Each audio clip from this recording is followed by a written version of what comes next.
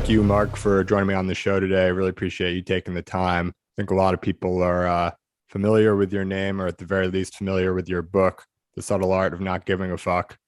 You've written a few now, but that's the one that really took off for, I think probably launched you into, everything that came thereafter, and just sold tons and tons of copies worldwide. I think it was actually the most read nonfiction book in the world in 2017. And you've been writing for a long time, of course, between the blog and these few books. But I actually came across you on BitClout, and it reminded me of the book, and I reached out, and you were kind enough to share the time. So I appreciate you coming on today. Absolutely. It's good to be here. Great. So I think like I said, a lot of people are familiar with the book and with you. But for those who aren't, and even those who know the book but don't necessarily know that much about you, it would be great to start by sort of going back as early as you're willing to start and just telling your story.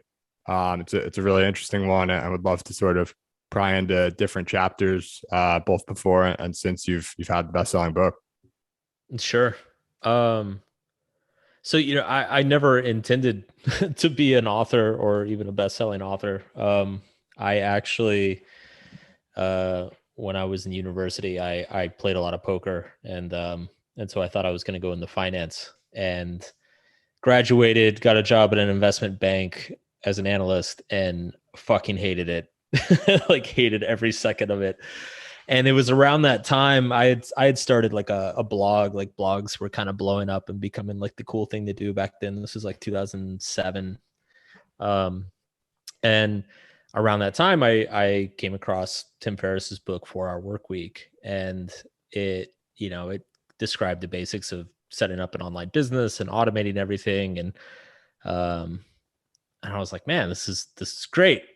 I'm going to quit my job. I'm going to go do this. Like, just thinking it would be as easy as, like switching lanes in a car or something. And so I put in my 2 weeks. I was at the investment bank for like a total of 6 to 8 weeks. My manager actually told me, he was like, you haven't been here long enough to like put in 2 weeks, so you can just go now.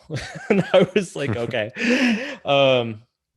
So I went home and, started redesigning my blog, decided I was going to turn it into one of these online businesses, and had a bunch of money that I'd saved up from poker, over the years. And within a year went broke, tried to launch like 3 or 4 different e-commerce websites, affiliate websites, multiple blogs. I spent some time trying to program scripts that would aggregate news from Twitter. Like, I tried like absolutely everything. And very strangely, the one thing that stuck was I still had this whole time, I still had my personal blog where I talked about my personal life, which was mostly just like my failures in dating. And for some reason, that was the thing that started to catch on. That was the thing that started to generate traffic. And so I started finding ways to monetize it. And, by like 2010, I mean, by this point I had like moved back in with my mom and was like sleeping on couches and things like that. But by 2010, 2011, I managed to build like a full-time living as a blogger, and started living abroad and doing the whole Tim Ferriss thing. And that initially it was dating advice was the business. So I spent years writing, studying relationships, dating, answering people's questions, responding to people's questions. And then around 2012, 2013, I kind of I realized like, I don't want to be doing this for the rest of my life. So, and I also realized that 90% of people who have problems with their dating or relationships, what they really have problems with is themselves. Like, there's not really such a thing as like a dating problem. It's like people have their own emotional problems that they project onto their dating life and like cause problems in their dating life. So I was like, I should just be writing about people's personal problems and all the shit that they don't deal with. So I rebranded the website. restarted everything, kind of rebranded it as like a just a generic self-help site, but I wanted it to be very like I wanted it to stay like be contrarian, basically. Like I didn't really buy into the classic cliched self-help stuff of be positive and believe in yourself. I thought a lot of that was bullshit. So I wanted to write like kind of just a very gritty, realistic approach to dealing with a lot of personal problems. And I made that switch in 2013 and the site just exploded. I mean, it was within a year, it was getting 2 million visitors each month. I grew an email list to over 500,000 people. I had like 8 or 10 articles go super viral on social media. And it was around that time that, and I had video courses and online courses, a whole sales funnel built. And it was around that time that agents and publishers came knocking and asking if I wanted to write a book. And I was like, sure, why not? Like, that'd be cool. And and that book was Subtle Art of Not Giving a Fuck, which is now gone on and sold like 12 million copies or whatever. But it was all kind of like, it's very interesting because I think in the publishing world, which is now the world that I spend most of my time in, it's, traditionally authors, especially successful authors, it's like something that since they were like 15, they're like, I'm going to be a successful author and I'm going to focus on writing. And I think one thing that's changed the last few years is that there's kind of this new school of younger authors, especially nonfiction authors, who our background is actually very entrepreneurial. It's like, it's the internet, so it's like people like me and Ryan Holiday and James Clear and Tim Ferriss. Like we've kind of market tested our ideas before we do the book. And so it's kind of like we approach our work, I guess, in the same way that like a startup would approach a product. It's like you do the beta on your website or on Twitter, and then you like get feedback, and then you like, put the pitch together and blah, blah, blah. So that's kind of where I'm at. I've done another book since then. I just co-authored Will Smith's book, which is coming out in November. Still got the website, the newsletter and everything, but like, that's basically who I am or why people would have heard of me. Yeah, no, I appreciate it. It's an awesome story. And the beginning has, the investment banking and the quitting and the Tim Ferriss book. I knew about the banking from doing my diligence. I didn't know about the Ferriss book, but it's like weird how much overlap it has with just my own story. I won't, spend too much time on it, but the short of it is like I did banking a little longer than 6 weeks. I did it for like 2 years coming out of school. And then I sort of decided I wanted to quit, but it was actually the Tim Ferriss book, reading it long after the fact, just a couple of years ago now, which gave me like the final kick. It was like, look, this is a totally reversible decision. There's really nothing to be worried about, and just go ahead and do it. So it's really interesting to hear that book actually played a part in your story as well. So you quit banking. I want to just, touch on a couple things, sort of along the path, because I think they're really interesting. You quit banking, you try to start an online business. Did you pack up like right away and go travel the world, or you started back home? How were like the early days of trying to start an internet business alongside the blog?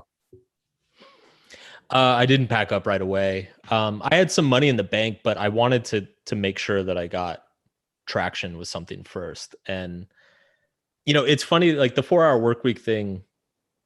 I think I even told Tim this, like the one time I met him. Like I have such a love-hate relationship with that book and what it did in my life, because on the one hand, it like inspired me to leave the bank, but on the other hand, part of the reason it inspired me is because it made it sound so fucking easy. And so like, but it's this weird paradox where like, if it didn't make it sound so easy, I probably wouldn't have had the courage to do it. So, like I just very naively thought like, oh, I just need like maybe 3 or 4 months to get a web business going, and then I'm set.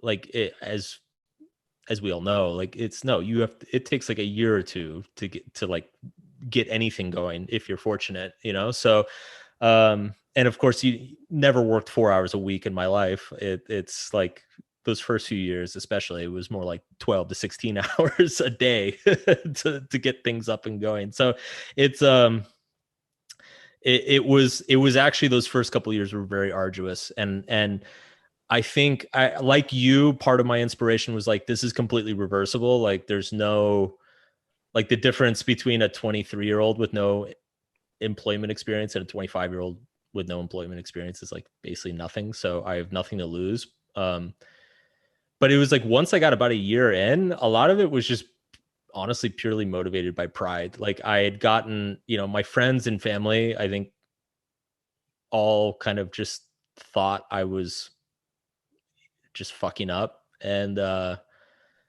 kind of like got to this space where I'm like, I don't care what it takes. Like I'm going to do it. And if that requires working all day, every day, starting like 10 websites and just to find one that actually gets traffic and makes money, I'll do that. And that's what I did. Yeah, and so you're grinding real hard on all these startups, trying to make them work, trying to find like product market fit, and just figure out how the hell Tim Ferriss was only working 4 hours a week, if that was in fact the case. And none of them are really working, but the blog sort of sneakily, this thing that you've just been doing on the side for so long, on like dating no less, is just sort of the thing that ends up catching on somewhat organically, and then maybe you throw some logs in the fire once you start to realize that or whatever. You're able to monetize the blog enough to then have this like financial freedom. I'm assuming you're doing like, again, sort of the Ferris playbook of like really minimizing your costs and going and living in places like Thailand and South America or whatever. So what was that like when you finally got to, you had something that was clicking and working, and you had that chance? Like I'm assuming past this point, your friends and family are like, all right, I think he actually figured something out and landed on his feet. Now he looks pretty good, like on the beach of Costa Rica or whatever it is. So like, what was that next chapter like for you, living all around the world? I mean, the next chapter was great. It's funny because the friends came around very quickly, so it's, if you can imagine, it's, all my friends are 25, 26, and they're kind of like in year 2 or 3 of their desk job. And suddenly like I'm showing up, on beaches in Costa Rica and Argentina. Like I still wasn't making great money, but back then at least, like it was still, those places were still very cheap. Like you could live very well in Argentina on 1,500 a month. So it was, and I was single and 25 or whatever. And yeah, it was a blast. Like honestly, the first couple years living that way, like some of the best years of my life. I loved it. So you ended up doing it for about 7, I think. It says you lived, I read somewhere you lived in like 50 countries, almost a dozen for like quite a long time. What were like, was that, I imagine that's eye-opening to some extent. I've done a little bit of traveling, which is pretty, it just like expands your perspective a bit. I think it's, at the very least, it's a good bit of fun. Like, where were some of the places that you got to live or even just visit that, sort of left an impression with you, or made a difference sort of for the rest of, your path thereafter? Um, well, of the 7, I ended up spending about 2.5 in Brazil, mainly because I met my wife there. And so I actually moved to Brazil and lived there for quite a while. So, I mean, I have to say Brazil just because at this point, that's kind of my second home. But I spent a year in Colombia. I really loved Colombia. I spent a lot of time in Thailand. Obviously, love Thailand for all the reasons people love Thailand. Um, in terms of like just kind of making an impression on me, it's interesting because a lot of the places that made kind of a lasting impact were actually some of the less pleasant places to be. So for instance, I spent a month in India in 2011, and man, India's like a rough place to go, especially if you're backpacking through the countryside. And it's like, anybody who's been like knows it's a pretty rough place, but it is so eye-opening. And beyond just the poverty, it's just like for me, it was like the density of people, and like just how like it just kind of blows up all your preconceived notions of what is required to live in a community. Um, China was very powerful because it was so, I found it so alienating. China was like, I've never been somewhere where people can live so completely different than what I think is normal and like still be like functional and happy and, everything. Mhm. It's just very eye opening to see stuff like that. Russia was kind of similar too. Um, but yeah, I mean, it's, initially early on, it was mostly about partying and like seeing beaches and like, oh my God, I got to go to like, I don't know. I got to go to a Ibiza or a full moon party. Um, as the years went on, it started to become more culturally enriching and kind of like diving into like expanding my understanding of humanity, I suppose. And then I would say the last couple of years, I hit a point of like severe diminishing returns, which is like once you've been to like 50 countries, the 51st doesn't really feel novel anymore. There's not really anything unexpected and so yet you're still like putting in all this time and energy and money to go there. So the lifestyle definitely has a time limit on it. From what I found and from people I know who've done it as well. And I probably did it a year or two too long. I probably would have stopped sooner if I hadn't lived in Brazil. So, but yeah, it's one of those things like one of the best things I ever did, but would never go do it again. Yeah, I think it's nice to build a lifetime of those types of experiences, I think. And if you have to send one for a year or two too long, it's not the worst thing in the world, I think. But you're doing that and you sort of, that runs its course. Um, how did I understand how it became clear that like, all right, it's time to like settle down somewhere, come back to the States and, stop traveling all over the world for so many years. But how did was it obvious to you that you would always come back to the States? And then, secondarily to that, been here, I'm assuming for the majority of the time since, if not all of it. Would you ever, just based on see like a lot of people, I think, certainly like people like, I'm very fortunate. Like I've been able to travel quite a bit. I'm only in my, late 20s now and seen several countries and been all over the country, been all over America and things like that, and Europe and whatnot. But a lot of people sort of grow up wherever they're born and, maybe they go to college in a nearby bigger city or bigger town or whatever, and then come back and work like wherever. But some people like go their whole lives without ever leaving the state or the town. Um, and then others, more commonly, like they might go to a different state or a different city or whatever. Maybe they end up settling down where they went to school or something like that. But they leave the country a few times for a few vacations or whatever over the course of their lifetime.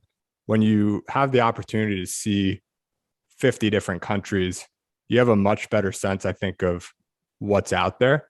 Has it ever, you lived in Brazil for a couple of years, I understand, but have you ever thought on a longer term basis that you might like to, there's somewhere else that just has a better way of life than the States that you might like to, spend a good chunk of your life, even, after where we are today? Yeah, absolutely. It's funny because I actually thought for a number of years that I wouldn't come back to the States. I figured I would settle down either somewhere in Europe or like Australia. I was actually quite negative on the States for most of my ironically up until recently I was very negative on the States. I've strangely become more positive on the States in the last couple of years, which I think is as contrarian as you can get these days. I was going to say that that goes pretty well with your contrarian brand, but or go ahead. Yeah, so I mean I think looking back, I think I was almost a cliche of like a disgruntled, overeducated millennial. And I grew up with 9/11, and a bunch of my friends went off to Iraq and Afghanistan, and and then I graduated into the job market of '08. So it was like everything, my entire adolescence and early adulthood, it was just everything was getting worse all the time and nothing seemed to ever be getting better. And so I became pretty staunchly negative. And then also having that experience, I mean, I think objectively, in terms of pure quality of life, like there are a number of places that the quality of life is just better in the US. Like, I don't think that's like, I think the average Australian or the average Swede, objectively lives better than the average American. I don't think that's really debatable. And so when I was traveling all these places, I just kind of figured like, well, shit, why wouldn't I go live in Australia or Sweden or something? But so the thing that's changed, I mean, the reason I did come back to the US is I married a Brazilian, and, it's after living in Brazil for a couple of years. I mean, I love Brazil, but it's like, I mean, even Brazilians listening to this will understand, that if you have a choice between the Brazil and the US, like it's going to be US 10 times out of 10. And, so, once she and I got married, it was kind of a choice of like, okay, either I become a resident down there or she becomes a resident up here. So we chose the US and we came back, and, I kind of begrudgingly, made the US my home again. And I was still very disgruntled. But the thing that I'm kind of coming around on with the US, I've gotten much more bullish on the US the last few years. And I, for a couple reasons. One is, um, even though the adaptability of the US is like agonizingly slow, there's that famous Churchill quote that you can always count on the Americans to do the right thing after they've done everything else. Um, it's like, it's just a painfully slow and inefficient adaptability here, but there is an adaptability here that is really remarkable. Especially, like once, if you look at the context of world history and, the size and diversity of the country and everything. The other thing is just like, the same way I think it's not really debatable that the quality of life is better in other places. I don't think it's really debatable that the business opportunities are the best in the world here. And so, being in my 30s, kind of the prime of my career, um, I've got this huge book that's taken off, a really successful web business. I'm getting involved. I'm like investing in other people's businesses. I'm doing books with other people. I'm, um, finding all sorts of like cool opportunities in all these different industries. Like there's no other place that happens. So if that's a big value for you in your life, like this is the place you want to be. And so I've come around to respect that a lot more, especially now that I've actually tried to do business in some other countries, or like gone and done events in other countries and things like that. So, um, I think the US is great. One thing I tell like foreign friends is, I say, like, if you want to buy something or sell something, the US is the best place in the world. If you just want to chill and have like a really peaceful life and like, not have to stress or worry about things, you're better off somewhere else. But it's like, that's one of the prices we pay for the dynamism and um, innovation that happens here. Right. Yeah. And I'm going to use that, if you'll entertain it, to segue to your book. You talk about like how, it's sort of an objectively better, um, like quality of life in places like Australia and Sweden.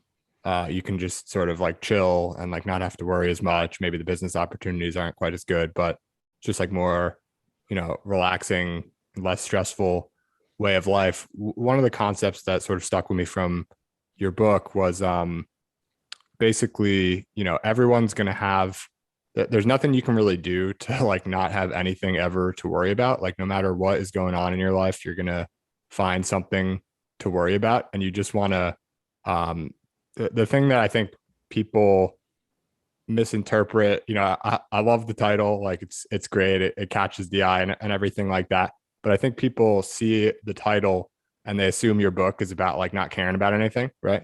Yeah. But it's not that at all. And that's actually what I assumed going in as well. And I was like, and frankly, like by the time I read your book, it was so popular that I sort of, like you, am a little, have like a little bit of the contrarian gene. And so something super popular, I like almost have a, I try to be open-minded, but I'm like inclined to like be a skeptic about it. And so I start reading your book and I'm like, this guy's he's gonna be like, stop caring about everything and magically you'll be successful or something.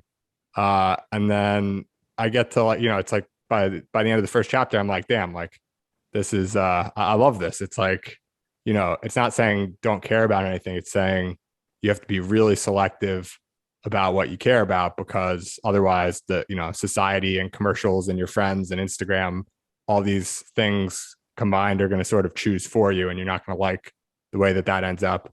So coming back to the point, I guess, talking about like an objectively better quality of life in places like Australia, do you think there's part of that where it's just, like as an American used to sort of like American ways, that looks better, but if you actually spend enough time there, you'd have your own like Australian concerns to worry about? Or how do you think about all of that? well, okay. There's like two things. I'll answer this in two parts. One, kind of the book piece, and then the other one, the Australia question. The book was very intentionally designed. The title is like a Trojan horse. It's the kind of, everybody's stressed these days, everybody's anxious, everybody's burnt out, and so the title kind of like tricks that person into thinking that it's going to resolve all their stress or anxiety, but really, the deeper and more important question, is what are you choosing to value? Like, what are your priorities, essentially? And I strongly believe that this is like the fundamental question of our age, because we have access to all the information in the world. We have access to all the people in the world. We have access to so many opportunities and ideas. It's a legitimate question of like, where do you spend your limited amount of attention and focus? And I think that's an extremely difficult and stressful question that most of us are not aware that we're trying to navigate. And so the book kind of uses this idea of not giving a fuck as a way to kind of trick people into thinking about this, of like, what are you choosing to care about? Like, where are you, like, you have such a limited amount of attention compared to the amount of information that's out there. Where are you choosing to invest it? And so it's just trying to bring to light a lot of these questions that I think are still not really being talked about enough. So that's kind of the book piece. One of the points that the book makes, which you summarized nicely, is that you're never going to find a life without problems or without struggles. Like, it's anything that solves one struggle simply creates a different type of struggle. Like, the human mind is kind of just pre-programmed to always be mildly dissatisfied because that's what's evolutionarily beneficial for us. So to bring the question to the Australia thing is like, ultimately it's a question of values, right? So it's like, if your supreme value in your life is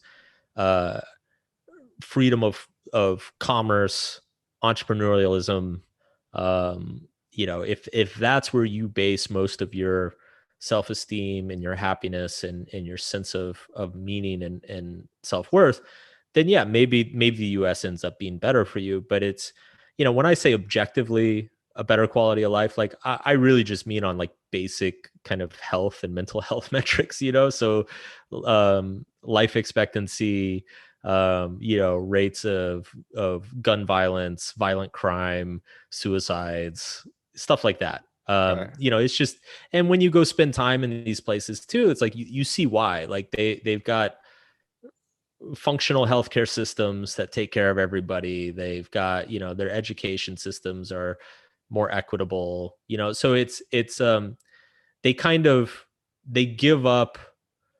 Like, one way my friend put it to me this way once, which I really liked. He said, he's like, the US is like the high stakes poker table of the world. Like, if you're one of the best or smartest people, you want to be sitting at that table because it's going to reward you proportionally, like more proportionally to your talent. But if you're not a great poker player, you're much better off at a lower stake table.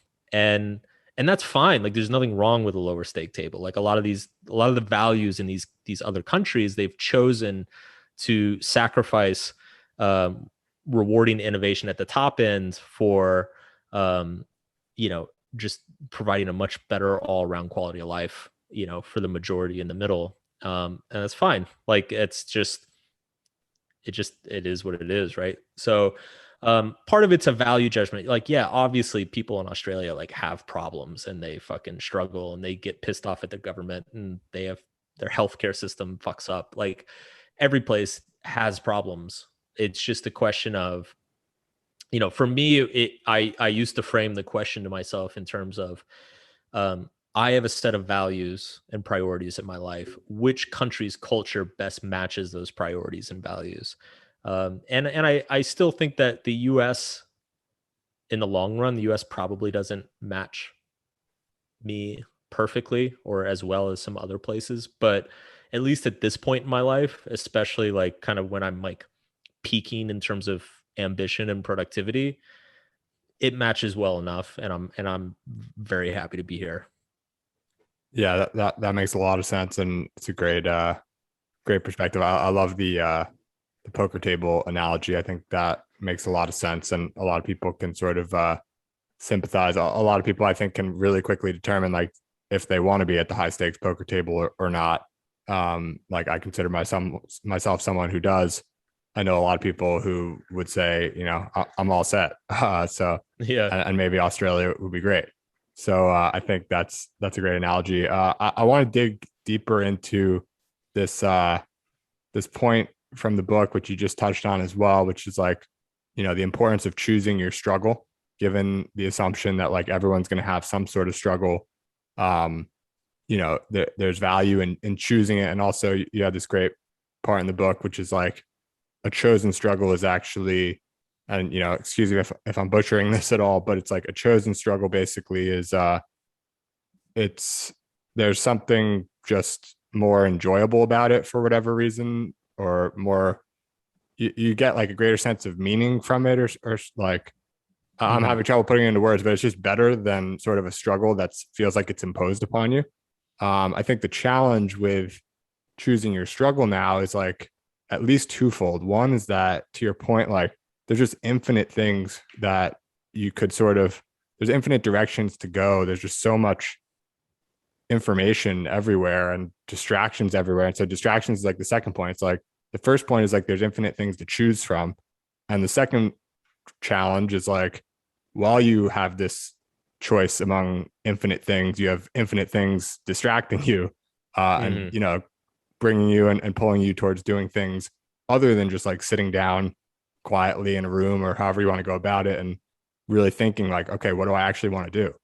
How do you think about like, I guess, what was your experience? I don't know if it was like, I'm assuming at some point sort of before writing the book, some of these things had been like personal for you, where you had maybe chosen your struggles at some point.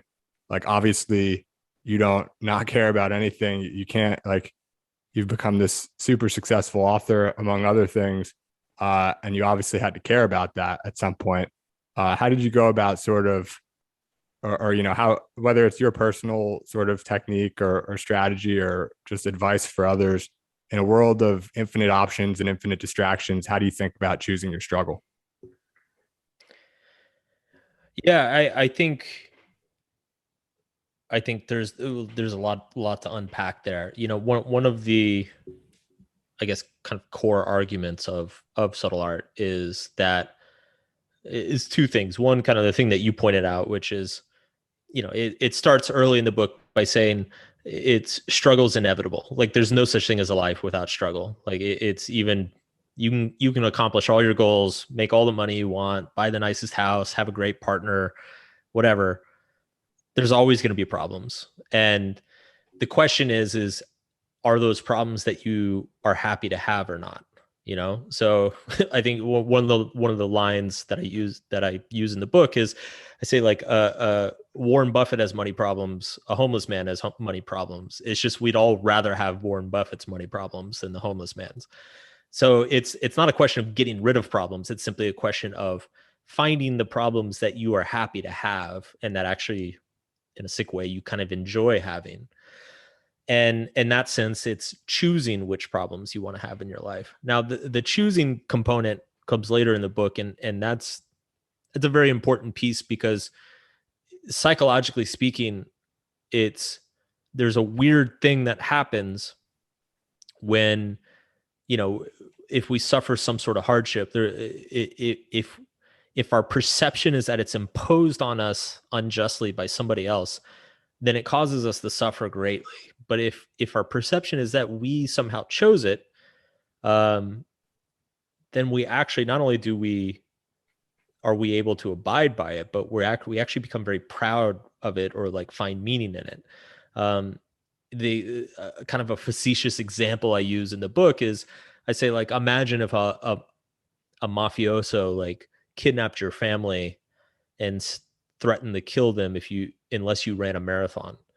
Now, obviously, that marathon would be like absolutely grueling and horrifying and anxiety ridden and all these things. It'd be like one of the most traumatic, awful things of your life. Now, imagine kind of an alternate universe where you plan for months, you hire a coach, you buy running shoes, you start training 3 times a week, and you work your way up over the course of months and months and months to running a marathon. And when you run it, all your friends and family are there. People are cheering you on. You cross the finish line and get a medal, and you go to a party afterwards. Now, the actual pain and struggle of running the 26 miles is exactly the same in both scenarios. What's changed is the context, and what's changed is the perception that you chose the struggle of the 26 miles. And it's that sense that you chose it or not that makes you either feel empowered or makes you feel like a victim. Now, kind of the big epiphany or the big reveal is that, like, whether you realize it or not, you were always choosing. So it's like in every moment, no matter what happens to you, you were always choosing how to react to each situation. You're always choosing how you're going to see each situation, and it's maybe you get hit by a bus. It's not your fault you got hit by a bus, but you still have to choose how to respond to it. You still have to choose to get better, to recover.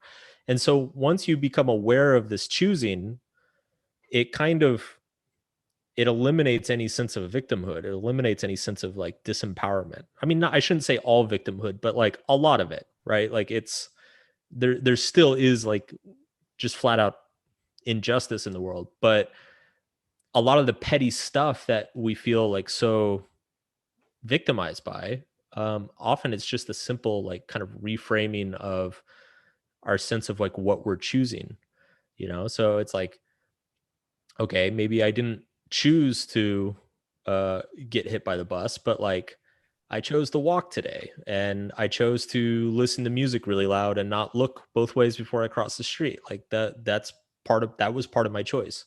So it's recognizing all these kind of micro decisions that are constantly going on behind the scenes that are like very secretly empowering in a lot of ways.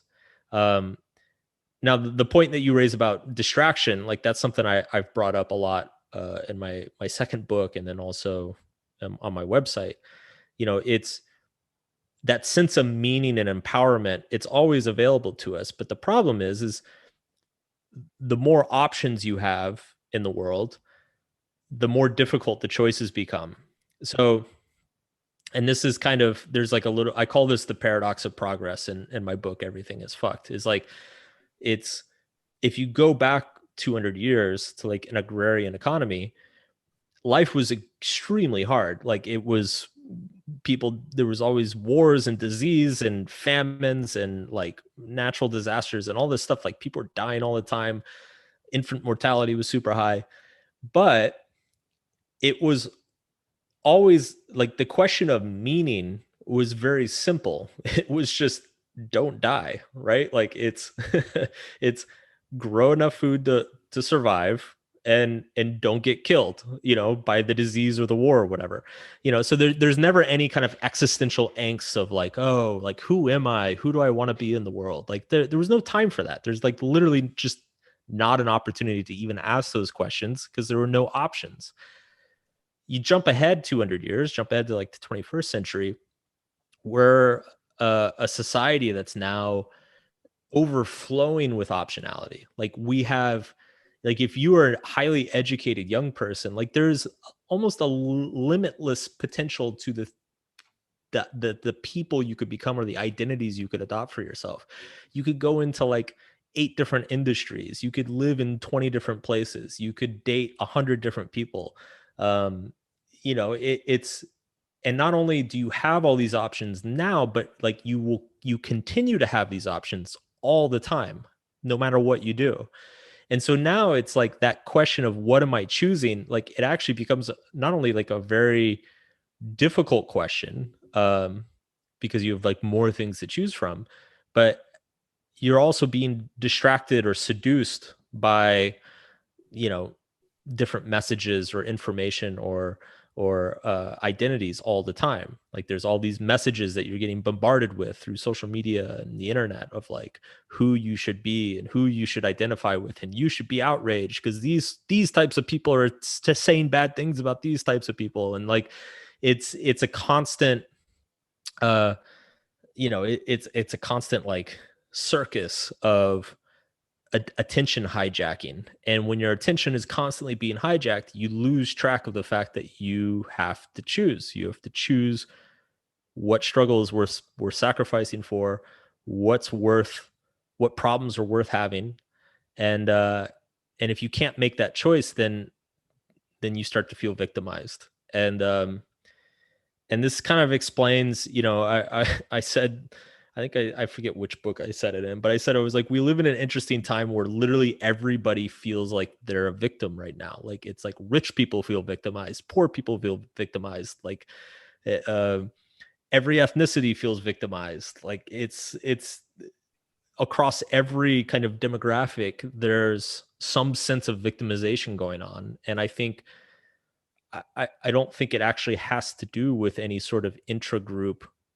Uh, there is some intra-group prejudice and bigotry, but I don't think that's the main cause. I think the main cause is just simply we're all caught in the sea of optionality. We don't know what to care about. Our attention is constantly being hijacked, and because we're apes, the thing that hijacks us the easiest and the most often is some sort of like in-group out-group victim blaming or accusation, like victim relationship or whatever. And so I just think that's kind of like the state of the world right now. And I think it's taking us 5 or 10 years to kind of like as a society to catch up with it and like understand what's going on, and stop playing the game. But I'm like cautiously hopeful that we're going to get there.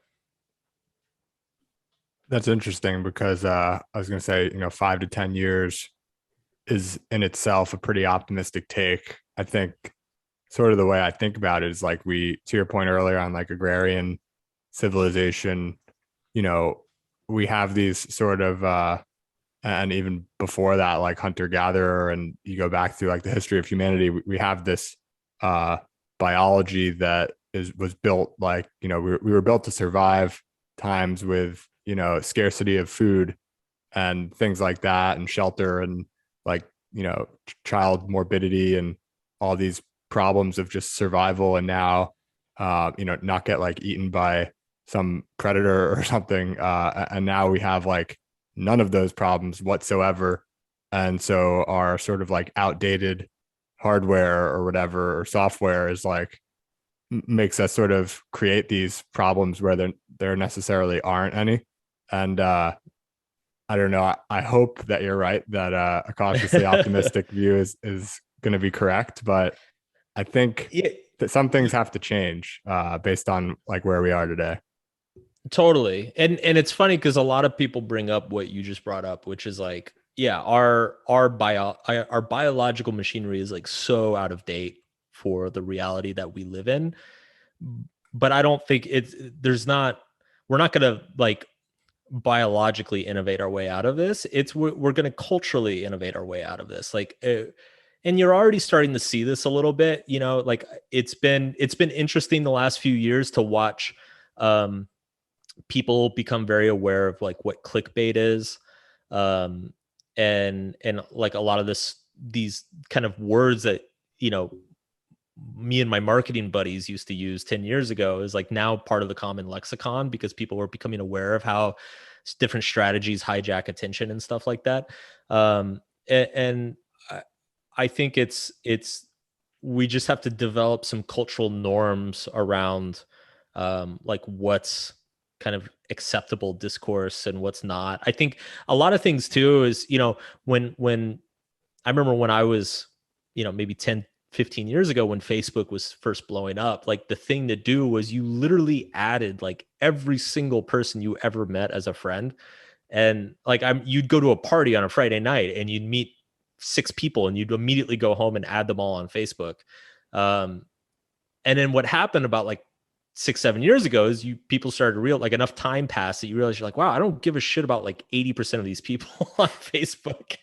And so now there's kind of this cultural norm that's catching on of like unfriending people. And people are starting to like consolidate who their connections are. And you know, it's one of my biggest pieces of advice around this area is I tell people constantly, I'm like, you know, unfollow, like do an 80-20 on your follows. You know, it's like pull up your Twitter list and unfollow 80% of, you know, 80% of them.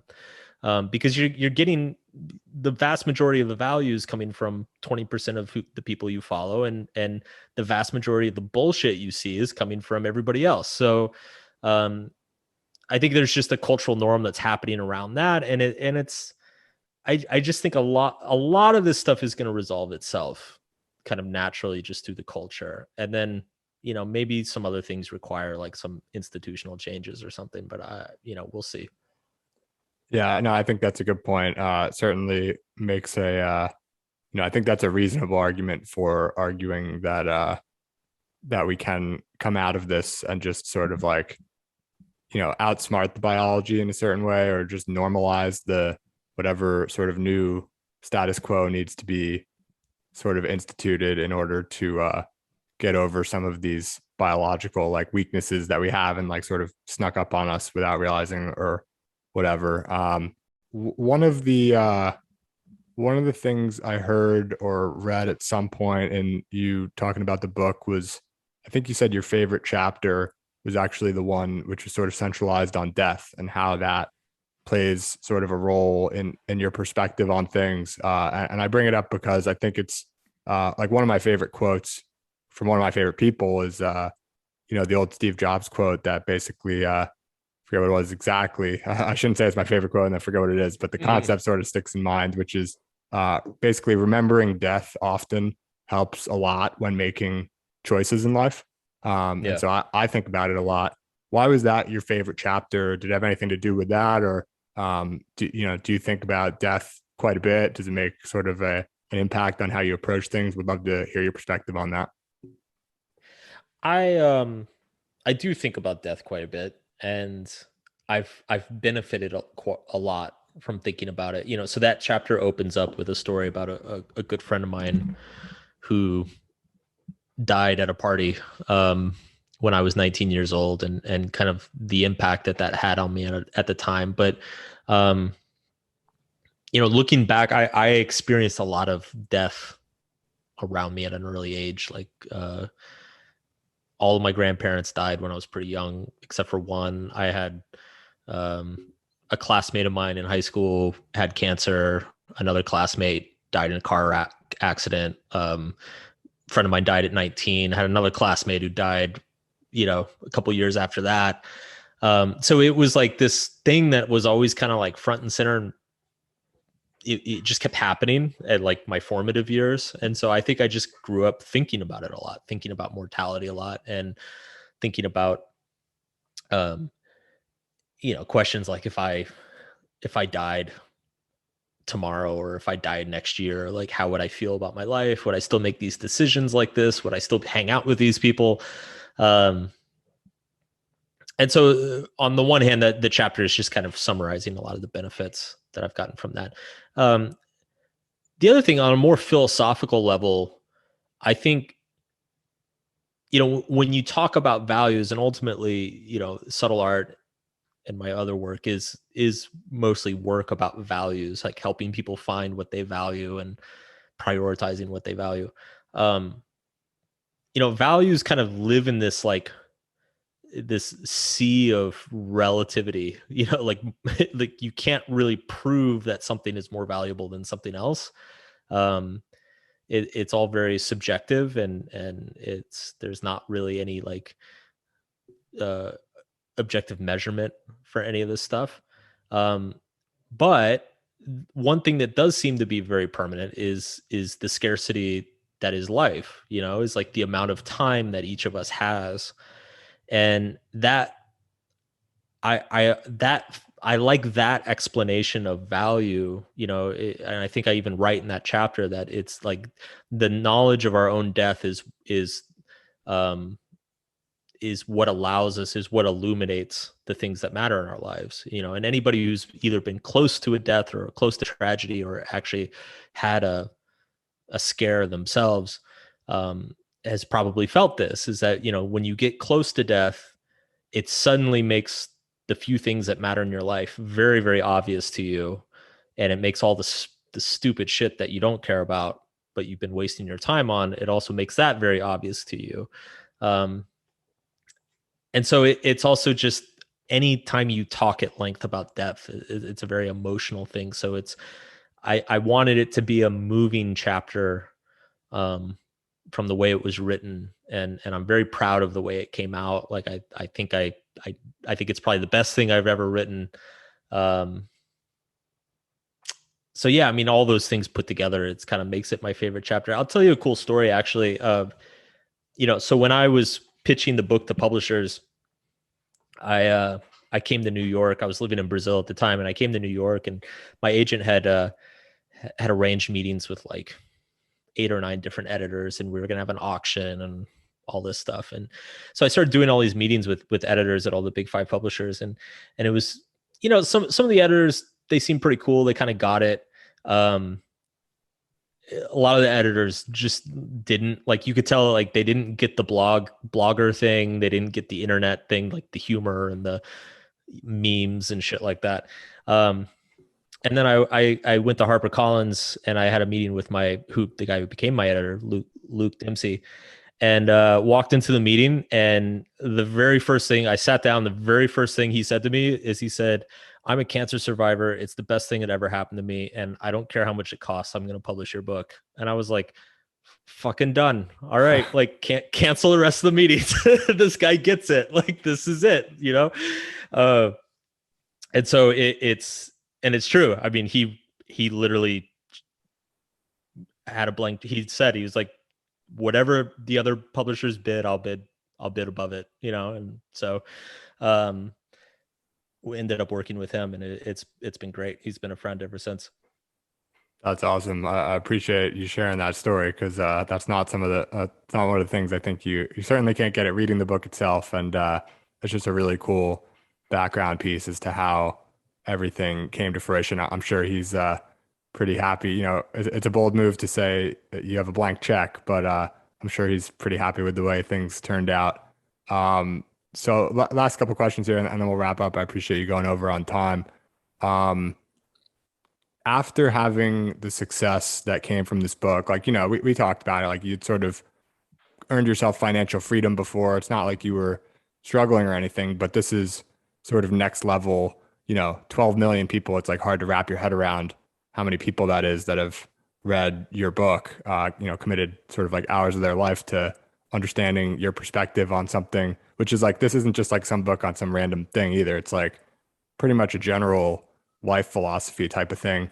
Um, if you had to sort of like boil it down, or maybe just pick one thing that stands out about the way that your life was like before the success of the book and then since, what sort of like jumps out as just being very different, for better or worse, from just having such, enormous and I imagine like somewhat sudden success?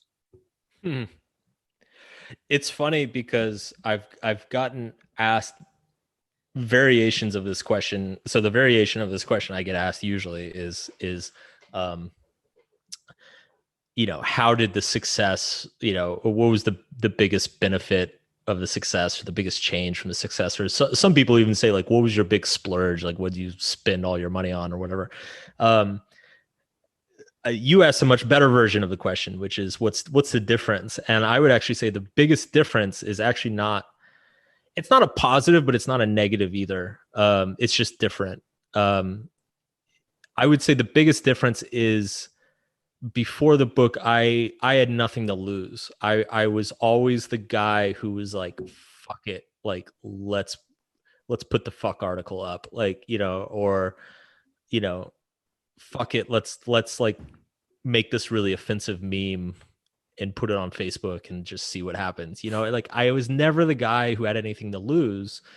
And since the book, now I'm the guy who has something, I've got contracts, I've got, I'm deals with celebrities, I'm talking to producers in Hollywood. And it's like, I try very hard to not let that stuff interfere with, my convictions or my values. But, on the tactical stuff, it sucks sometimes. And then also in terms of like the anxiety that comes with like expectations, it's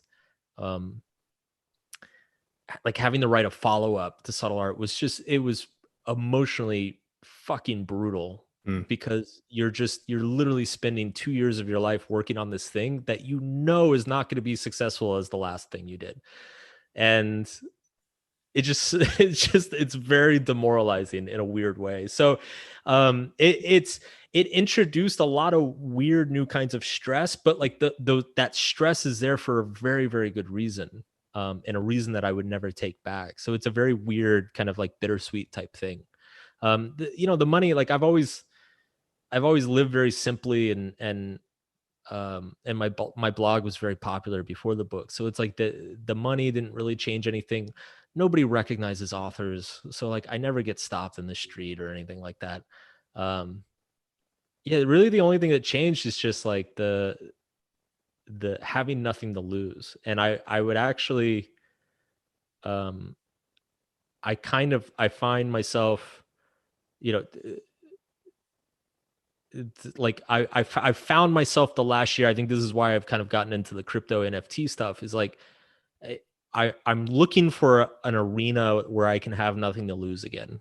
Like I miss that feeling. I miss like being like the scrappy upstart who's like, well, fuck it, we might go broke, but let's do it.